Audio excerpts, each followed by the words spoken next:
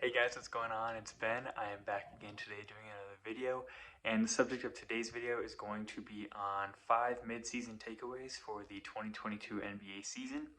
And so without further ado, I am going to get into it. Number one, the Russell Westbrook experiment in Los Angeles has been a failure. Westbrook has been terrible meshing with the entire team.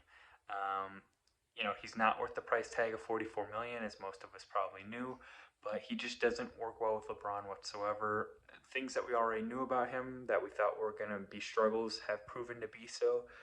Mainly that he always needs the ball and he can't operate without it in his hands. That's been true. And on top of that, the Lakers aren't a greatly spaced team, with oftentimes the lineup being something to the effect of Dwight, LeBron, THT, Malik Monk, and Westbrook. Really, out of that group, like Malik Monk is the only like pure shooter, and even he can be pretty streaky. So overall, Westbrook's been a turnover machine, inefficient, not spacing the court, all things we expected, but are interesting to be proved through seeing them play out.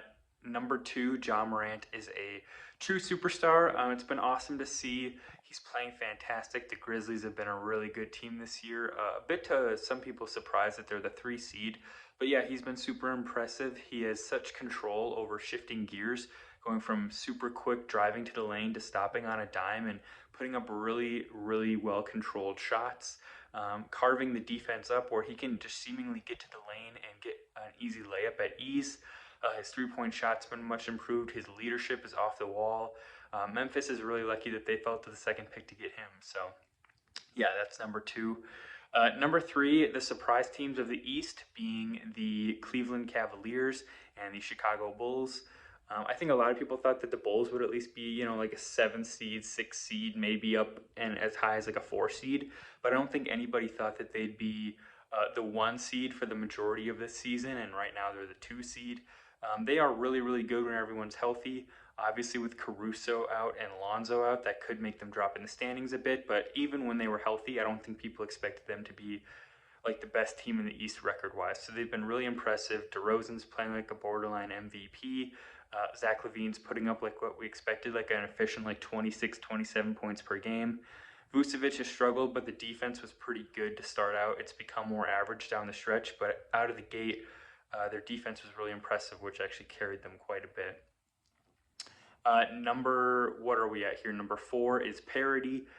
Overall, the parity is fantastic in the NBA right now. You have what you might consider your front runners with like the Suns and the Warriors, but I don't think it would be a stretch to say that nobody would be surprised if any teams of the Suns, Warriors, Bucks, Heat, you could even throw in the Cavaliers potentially, the Nets, and a couple other teams as far as people who could make the NBA Finals.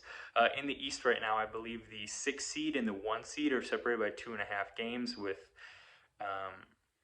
you got Miami, Cleveland, Chicago, Brooklyn, the Hornets, and the 76ers all in the mix there.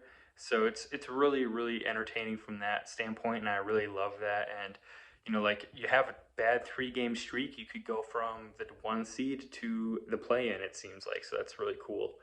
And then the fifth takeaway from the season for me is the Nets are just really a train wreck. I think we thought that they'd be really good, which they were when Durant was playing. I think for the most part, I was guessing that Harden would at least be healthy and a little bit more in shape than last year, and he seems like he's definitely not. He didn't try and get in shape for this season compared to last season whatsoever. He's still about 20 to 30 pounds overweight, and that just might be who he is from now on. The Kyrie mess is just such a mess.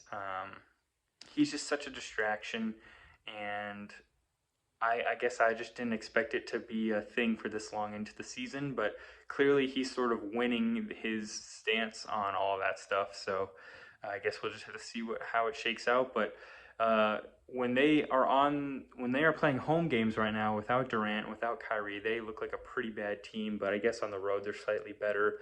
But we'll just have to see if Durant comes back in time for the playoffs, and if the world changes to a degree that Kyrie's able to play all the games like towards the end of the season.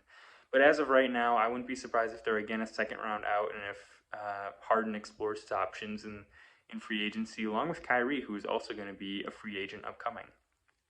So with that, that's where I'll leave you guys. Again, the 5 big takeaways from the season are, I don't remember the exact order I said them in, but Russ, a bad fit for the Lakers, Ja being a superstar, the parity in the NBA, then we had the Nets, and I'm forgetting the last point, but you guys get it. All right, see you next time. Bye.